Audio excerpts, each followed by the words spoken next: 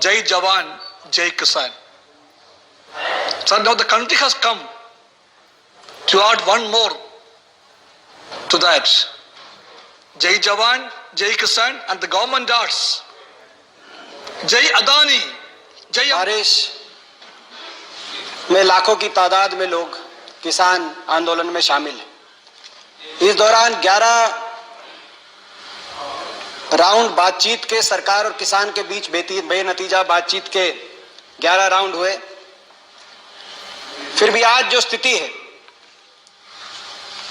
टिकरी border पे पहली tractor trolley से आखिरी ट्रैक्टर ट्रॉली तक 4-5 लेन 17 किलोमीटर लंबा धरना, सिंगू बॉर्डर पे पहली ट्रैक्टर ट्रॉली से आखिरी ट्रैक्टर ट्रॉली तक 21 किलोमीटर लंबा धरना, अलग अलग गाजीपुर बॉर्डर पे बाकी जगह कई लाख लोग आज भी इन धरना स्थलों पर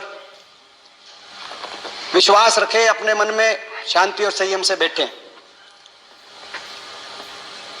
पिछले इन 72 दिन में इन धरनों स्थलों से 194 किसानों के शव, जिन्होंने अपनी जान कुर्बान कर दी, शहादत दे दी, अपने अपने गांव में वापस लौटे। ये वो लिस्ट है। कोई पूछ रहा था कि कौन है, गांव का नाम है, परिवार का नाम है, उनका कौन सा भाई चीन की सीमा पे तैनात है, कौन सा भाई पाकिस्तान की सेना पे तैनात है, उनके नाम मैं रखना चाहता हूं। मैं इसको सभा पटल पे रखना चाहूंगा। यमुनानगर के स्वर्गीय रणदीप सिंह बुंदियाना गांव के, गड्डी गुजरान करनाल के स्वर्गीय राजेश चहल, जिसका भाई आज भी लद्दाख में तैनात है, पाई के स्वर्गीय अजय ढुल, बड़ौदा गांव के भाई स्वर्गीय भाई अजय कुंडू, जिनके मैं घर गया, लगभग इनके परिवारों से मिलने गया, जिनके घर पे एक उनकी विधवा और 3 बच्चे। विधवा इतनी पढ़ी लिखी भी नहीं है, कोई नौकरी कर पाएगी। 3 लड़कियां हैं, तीनों अभी स्कूल में अनमैरिड हैं। कैसे उनकी शादी होगी, कैसी व्यवस्था होगी? बेटी बचाओ बेटी पढ़ाओ का नारा देने वाली सरकार, उनकी बेटियों को कौन बचाएगा, कौन पढ़ाएगा? सैकड़ों जान चली गई, मगर सरकार के मुंह से संवेदना का एक अक्षर नहीं निकला। आज मैं देख रहा था कि मैंने सभी भाजपा की तरफ से जो लोग बोले, उनके वक्तव्य को ध्यान से सुना। इन 194 परिवारों के लिए कोई संवेदना के शब्द की बात तो दूर की बात है, जिक्र तक नहीं हुआ। ज्योतिरादित्य सिंधिया जी बोल रहे थे, 15 साल तक मेरे साथ लोकसभा में थे, उन्होंने एक किसान का जरूर जिक्र किया 26 जनवरी को, जिसने अपनी जान गंवाई। प्रचंड बहुमत का अहंकार भी दिखाई दिया, कहा कि लोग हमारे साथ हैं। मगर इन इलाकों के अंदर जनता का विश्वास ये सरकार खो चुकी है। इसका अंदाजा इस बात से लगाया जा सकता है कि हरियाणा में मुख्यमंत्री अपने गृह क्षेत्र में या उप मुख्यमंत्री अपने गृह क्षेत्र में को कार्यक्रम भी नहीं कर पाएंगे, ना कर पा रहे। उपचुनाव के बाद उपचुनाव हरियाणा के अंदर सरकार को हार का मुंह देखना पड़ रहा है, जबकि 4 साल सरकार के बाकी हैं। जनता का विश्वास कितना इस सरकार के पास है?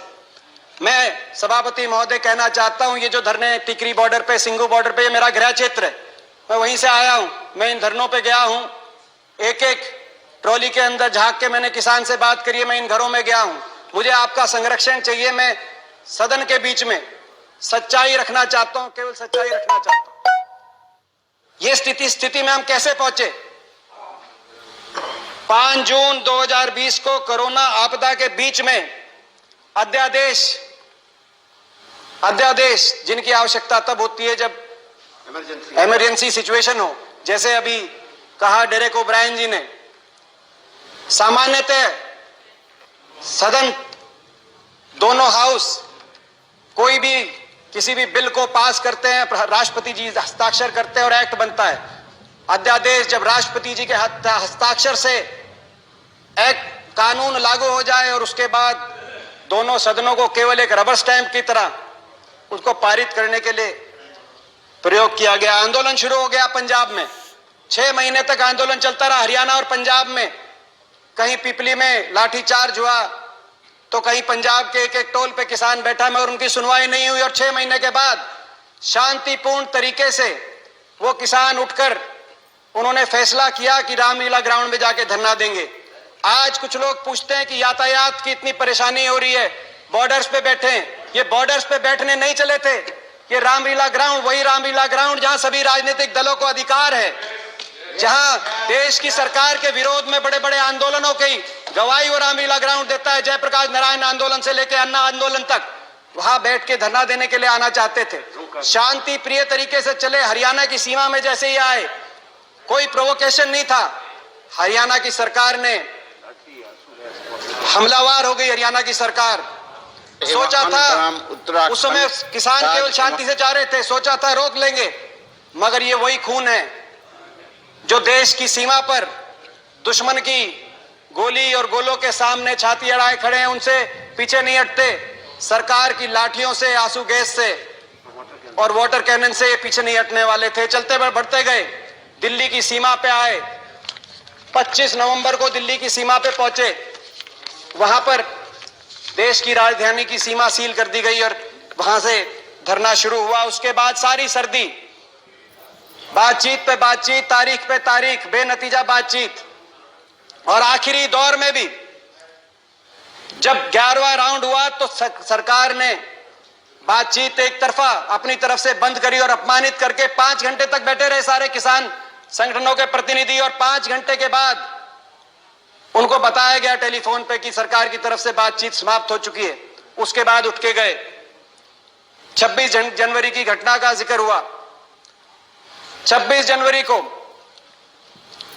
जो कुछ भी हुआ, लाल किले पे जो हुआ वो असहनीय। कहीं कोई उपद्रव होता है, असहनीय। उसकी जांच भी होनी चाहिए, जो दोषी भी हो उनके खिलाफ कड़ी से कड़ी कार्रवाई भी होनी चाहिए। लेकिन न्याय का तकाजा है, दोषी तो बचे नहीं मगर निर्दोष फंसे नहीं। यह व्यवस्था है न्याय की हमारे देश में। 26 जनवरी की जब घटना आई तो इस घटना की निंदा सारे किसान संगठनों ने करी। उन्होंने सबने अपने आप को इस घटना से अलग कर दिया और कहा जो दोषी हैं उच्च स्तरीय निष्पक्ष जांच हो। तरह तरह के लोगों के नाम सामने आ रहे हैं। कई लोग कुछ राजनीतिक दल से संबंधित भी हैं, कई लोग कईयों के इलेक्शन एजेंट भी रहे हैं, मगर मैं आज उस विषय में नहीं जाना चाहता। उनके नाम सामने आ रहे हैं, सारे तथ्य सामने आए, दोषियों के खिलाफ सजा हो। सारे किसान संगठनों ने कहा उनकी बात पे यकीन किया जाना चाहिए। इसीलिए किया जाना चाहिए कि ये 2.5 महीने से बैठे, मेरे इलाके में बैठे, मेरे गृह क्षेत्र में बैठे, 2.5 महीने में पुलिस के थानों से आप पता करा लिए सभापति महोदय, लाखों की तादाद में बैठे हैं।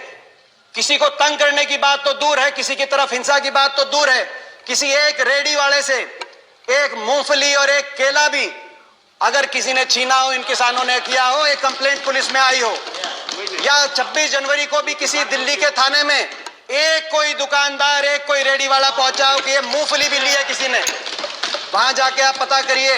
लोग कहेंगे कि किसान ने अपना भी हमारे साथ, अपने साथ साथ हमारा भी भोजन का इंतजाम यहाँ पे जहां पे बैठे हैं उन्होंने किया है।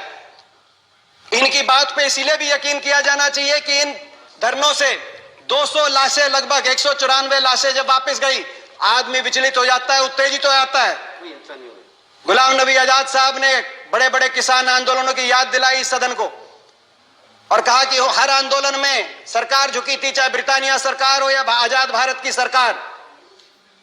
और यह आंदोलन इसलिए अलग है क्योंकि सरकार झुक नहीं रही। एक और वजह से आंदोलन अलग है, चाहे वो पगड़ी समाल जट्टा आंदोलन हो 1905 का, चाहे वो चंपारण सत्याग्रह हो, चाहे वो बरदौली का आंदोलन हो गुजरात का। किसी आंदोलन में इतने किसानों ने अपनी जान कुर्बान नहीं करी जितने इस आंदोलन में किसान कर। मगर ये विचलित नहीं हुए, लाशें इन धरनों से अपने अपने गांव में जाती रही, विचलित नहीं हुए, शांति से संयम से बैठे रहे। इनकी नीयत का अंदाजा उससे लगाना चाहिए देश को। न्याय का तकाजा था, दोषी बचे नहीं और निर्दोष फंसे नहीं। लेकिन क्या हुआ इस घटना के बाद? इस घटना के बाद निर्दोष लोगों पर को निशाना बनाया गया। झूठे मुकदमे किसान पर, पत्रकारों पर। किसान आंदोलन को बदनाम करने के लिए मीडिया का एक तबका साजिशें और षड्यंत्र बड़े बड़े रचे जाने लगे। किसान की आवाज को कुचलने के लिए प्रचार तंत्र हमलावर हो गया, प्रचार तंत्र झोंक दिया गया। प्रजातंत्र नहीं, प्रचार तंत्र। आज ये प्रजातंत्र नहीं है, प्रचार तंत्र है। प्रचार से, प्रचार के लिए, प्रचार द्वारा प्रचार तंत्र। देशद्रोही बताया गया जो इन धरनों में बैठे हैं, देशद्रोही बताया गया। कहा कि आतंकवादी हैं, चीन पाकिस्तान से फंडेड हैं, गद्दार हैं। मैं पूछना चाहता हूं, जो बाप यहां बैठा है जिसको गद्दार बताया जा रहा है, देशद्रोही बताया जा रहा है, उसका बेटा चीन की सीमा पे तैनात है।